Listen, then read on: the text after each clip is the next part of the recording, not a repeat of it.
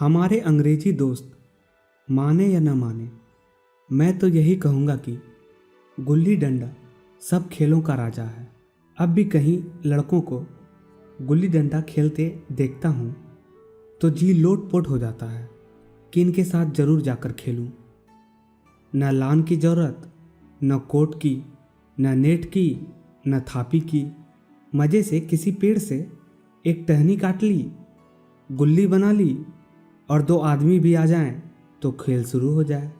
विलायती खेलों में सबसे बड़ा ऐब है कि उनके सामान महंगे होते हैं। जब तक कम से कम एक सैकड़ा न खर्च कीजिए, खिलाड़ियों में शुमार ही नहीं हो पाता। यही गुल्ली डंडा है कि बन्ना हर फिटकरी के चोखा रंग देता है। पर हम अंग्रेजी चीज़ों के पीछे ऐसे दीवाने हो रहे हैं कि अपनी सभी चीज़ों से अरुचि हो गई।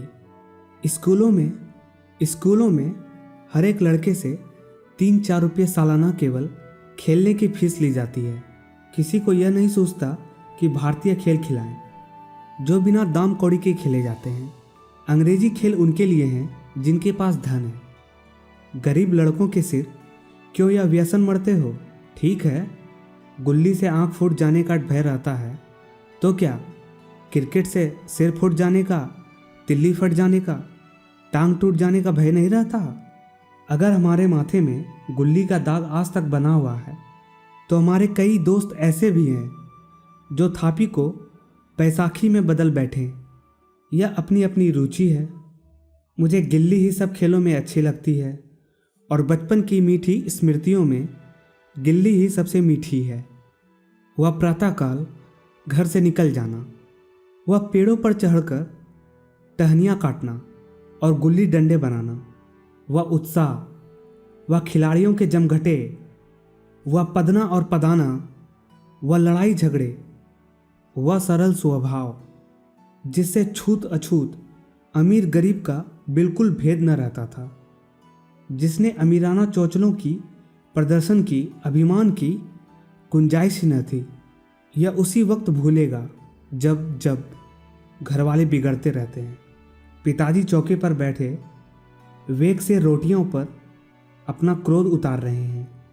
अम्मा की दौड़ केवल द्वार तक है, लेकिन उनकी विचारधारा में मेरा अंधकार में भविष्य टूटी हुई नौका की तरह डगमगा रहा है और मैं हूं कि पदाने में मस्त हूं। न नहाने की सुध है, न खाने की। गुल्ली है तो जरा सी, पर उसमें दुनिया भर की मिठाइयों की मिठास और तमाशों का आनंद भरा हुआ है। मेरे हमजोलियों में एक लड़का गया नाम का था। मुझसे 2-3 साल बड़ा होगा। दुबला, बंदरों की सी लंबी लंबी पतली पतली उंगलियां, बंदरों की सी चपलता, वहीं झल्लाहट। गुल्ली कैसी ही हो, पर इस तरह लपकता था जैसे छिपकली कीड़ों पर लपकती है। मालूम नहीं उसके माँ बाप थे या नहीं, कहाँ रहता था, क्या खाता था, पर था हमारे गुल्ली क्लब का चैंपियन। जिसकी तरफ आ जाए उसकी जीत निश्चित थी। हम सब उसे दूर से आते देख उसका दौड़कर स्वागत करते थे और अपना गोइया बना लेते थे। एक दिन मैं और गया दो ही खेल रहे थे। वह पद रहा था, मैं पदा रहा था। मगर कुछ विचित्र बात है कि पदाने में हम दिन भर मस्त रह सकते हैं, पदना 1 मिनट का भी अखरता है। मैंने गला छुटाने के लिए सब चालें चली जो ऐसे अवसर पर शास्त्र विहित न होने पर भी क्षम्य है। लेकिन गया अपना दांव लिए बगैर मेरा पीछा न छोड़ता था। मैं घर की ओर भागा। अनुनय विनय का कोई असर न हुआ था।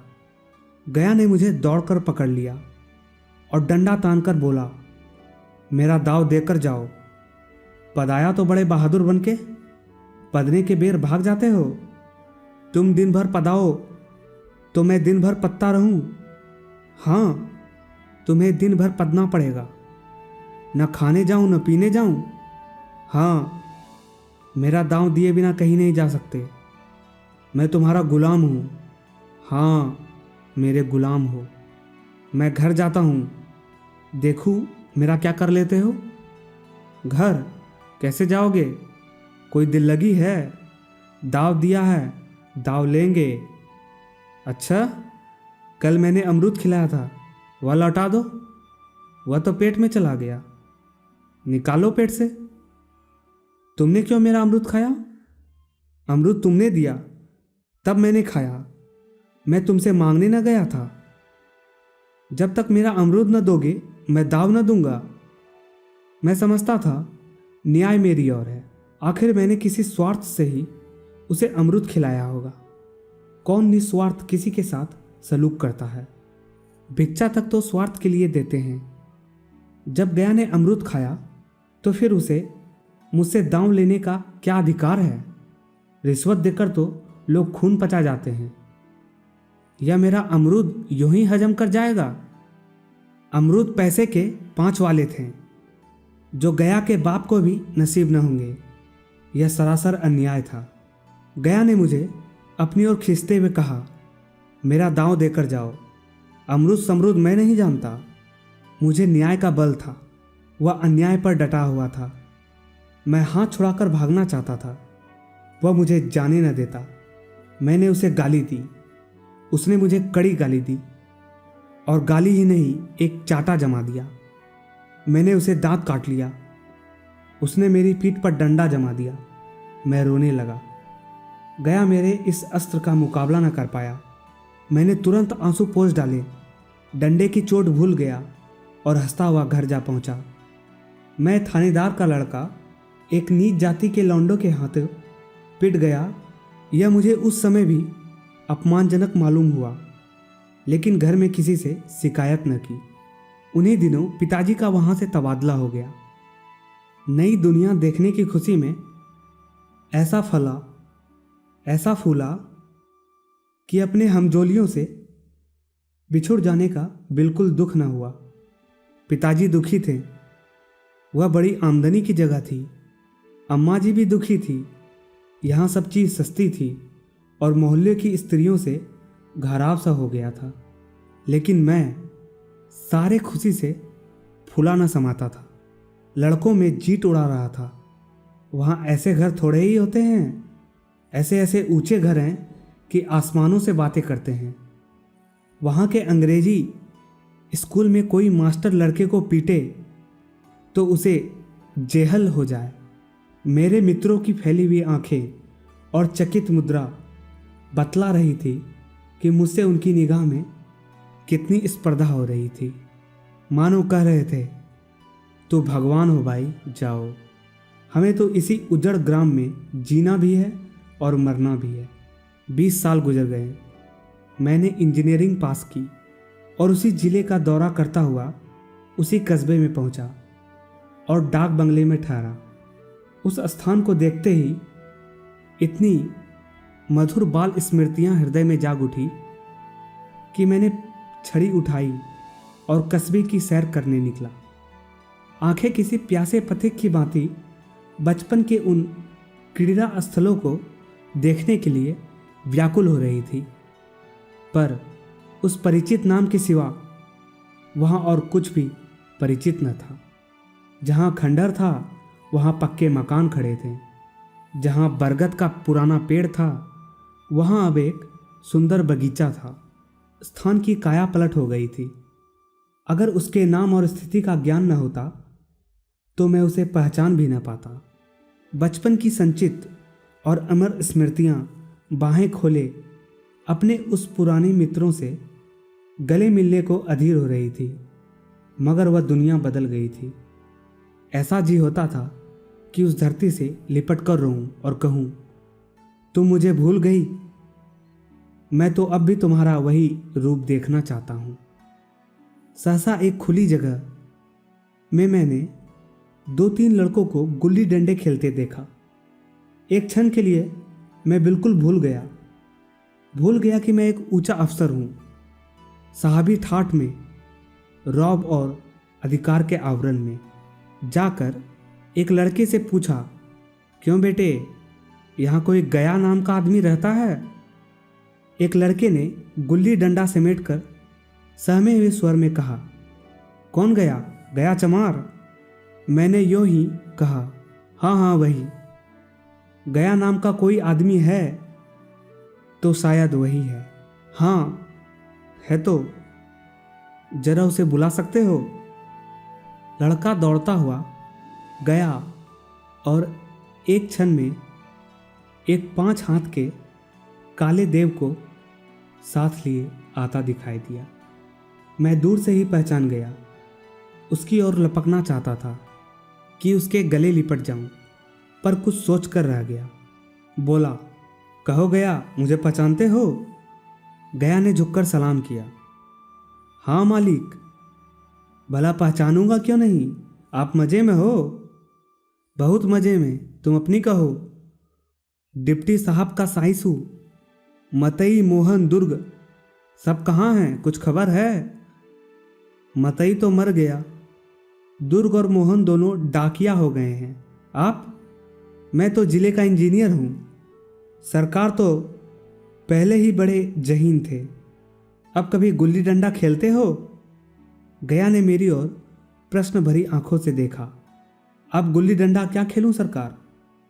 अब तो धंधे से छुट्टी नहीं मिलती। आओ आज हम तुम खेलें। तुम पदाना, हम पदेंगे। तुम्हारा एक दाव हमारे ऊपर है, वह आज ले लो। गया बड़ी मुश्किल से राजी हुआ। वह 18 टके का मजदूर, मैं एक बड़ा अफसर। हमारा और उसका क्या जोड़। बेचारा झेप रहा था, लेकिन मुझे भी कुछ कम झेप न थी।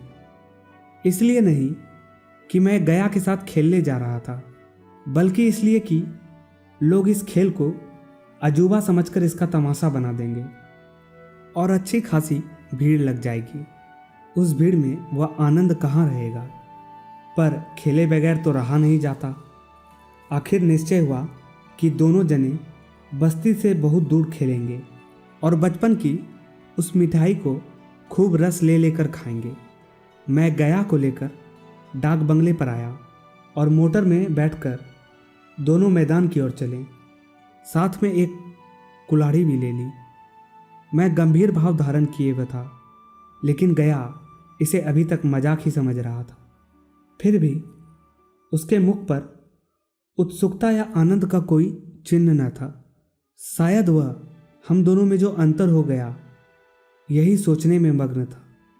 मैंने पूछा, तुम्हें कभी हमारी याद आती थी?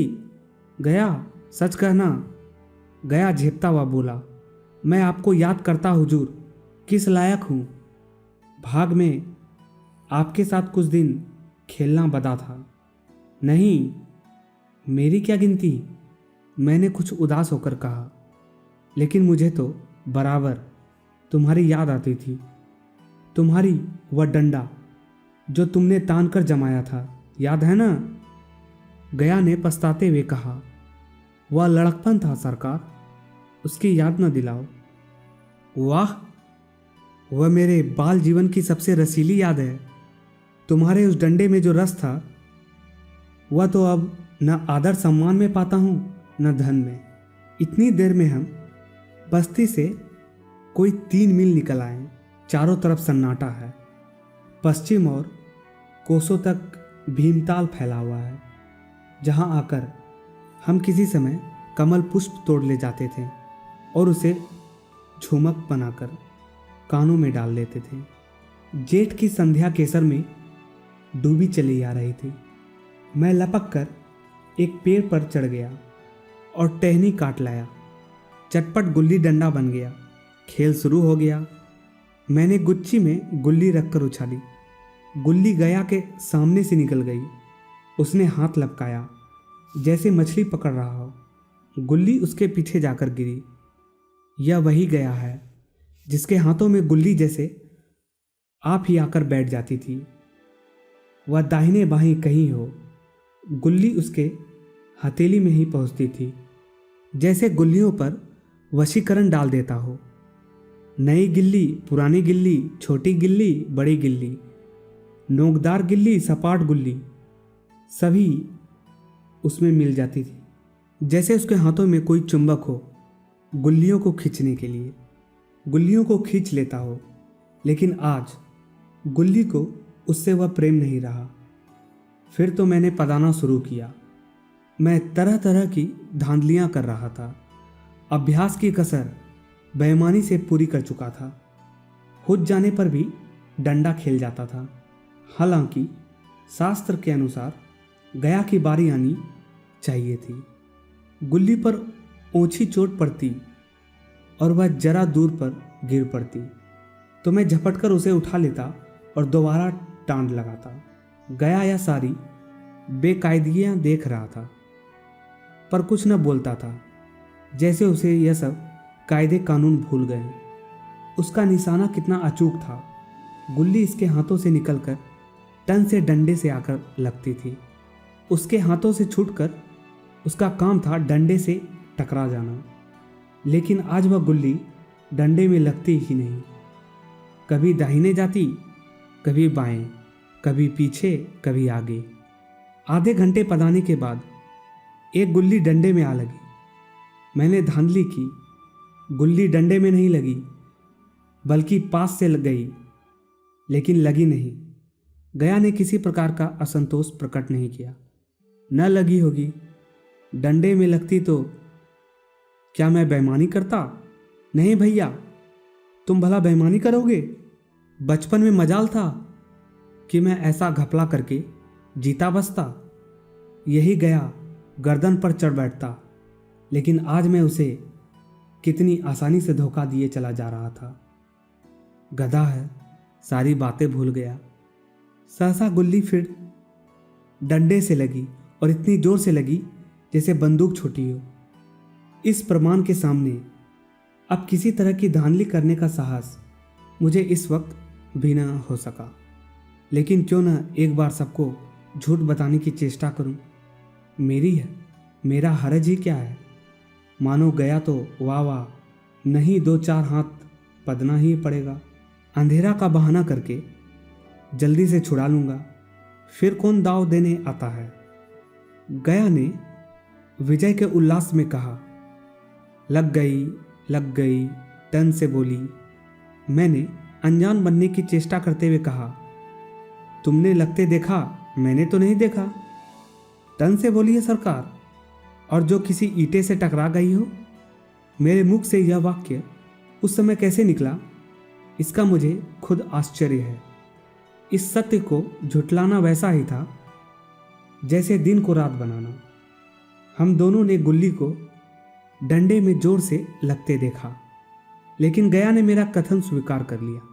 हाँ, किसी ईंट में लग गई होगी। डंडे में लगती तो इतनी आवाज़ न आती। मैंने फिर पदाना शुरू किया, लेकिन इसकी प्रत्यक्ष धांधली कर लेने के बाद गया की सरलता पर मुझे दया आने लगी। इसलिए जब तीसरी बार गुल्ली डंडे में लगी तो मैंने बड़ी उदारता से दाव देना तय कर लिया। गया ने कहा, अब तो अंधेरा हो गया भैया, कल पर रखो। मैंने सोचा, कल बहुत सा समय होगा, यह न जाने कितनी देर पड़ा है, इसलिए इसी वक्त मुकाबला साफ कर लेना अच्छा होगा। नहीं, अभी बहुत उजाला है, तुम अपना दांव ले लो, गुल्ली सूझेगी नहीं, कुछ परवाह नहीं। गया ने पदाना शुरू किया, पर उसे अब बिल्कुल अभ्यास न था। उसने 2 बार टांड लगाने का इरादा किया, पर दोनों ही बार हुज गया। 1 मिनट से कम में वह दांव खो बैठा। मैंने अपने हृदय की विशालता का परिचय दिया। एक दांव और खेल लो, तुम तो पहले ही हाथ में हच हुए। नहीं भैया, अब अंधेरा हो गया, तुम्हारा अभ्यास छूट गया है, कभी खेलते नहीं। खेलने का समय कहाँ मिलता है भैया। हम दोनों मोटर पर जा बैठे और चिराग जलते जलते पड़ाव पर पहुंच गए। गया चलते चलते बोला, कल यहाँ गुल्ली डंडा होगा, सभी पुराने खिलाड़ी खेलेंगे, तुम भी आओगे? जब तुम्हें फुर्सत हो तभी खिलाड़ियों को बुलाऊंगा। मैंने शाम का समय दिया और दूसरे दिन मैच देखने गया। कोई 10-10 आदमियों की मंडली थी। कई मेरे लड़कपन के साथी निकले। अधिकांश युवक थे जिन्हें मैं पहचान न सका। खेल शुरू हुआ। मैं मोटर पर बैठा बैठा तमाशा देखने लगा। आज गया का खेल, उसका नौपुण्य देखकर मैं चकित हो गया। टांड लगाता तो गुल्ली आसमान से बातें करती। कल किसी वह झिझक, वह हिचकिचाहट, वह बेदिली आज न थी। लड़कपन में जो बात थी आज उसने पौड़ता प्राप्त कर ली। कहीं कल इसने मुझे इस तरह पदाया होता तो मैं जरूर रोने लगता। उसके डंडे की चोट खाकर गुल्ली 200 गज की खबर लाती थी। पदने वालों में एक युवक ने कुछ धांधली की। उसने अपने विचार में गुल्ली लपक ली थी। गया का कहना था गुल्ली जमीन से लगकर उछली थी। इस पर दोनों में ताल ठोकने की नौबत आई। युवक दब गया। गया का तमतमाता हुआ चेहरा देखकर डर गया। अगर वह दब न जाता तो जरूर मारपीट हो जाती। मैं खेल में न था, पर दूसरों के इस खेल में मुझे वही लड़कपन का आनंद आ रहा था जब हम सब कुछ भूलकर खेल में मस्त हो जाते थे। अब मुझे मालूम हुआ कि गया ने मेरे साथ खेला नहीं, केवल खेलने का बहाना किया। उसने मुझे दया का पात्र समझा। मैंने धांधली की, बेईमानी की, पर उसे जरा भी क्रोध न आया, इसलिए कि वह खेल ना रहा था, मुझे खिला रहा था, मेरा मन रख रहा था। वह मुझे पदाकर मेरा कचूमर नहीं निकालना चाहता था। मैं अब अफसर हूँ। यह अफसरी मेरे और उसके बीच में दीवार बन गई है। मैं अब उसका लिहाज पा सकता हूँ, अदब पा सकता हूँ, साहचर्य नहीं पा सकता। लड़कपन था तब मैं उसका समकक्ष था। यह पद पाकर अब मैं उसकी दया योग्य हूँ। वह मुझे अपनी जोड़ नहीं समझता। वह बड़ा हो गया है, मैं छोटा हो गया हूँ। तो आज की कहानी में इतना ही। फिर मुलाकात होगी एक और नई कहानी के साथ। तब तक के लिए धन्यवाद।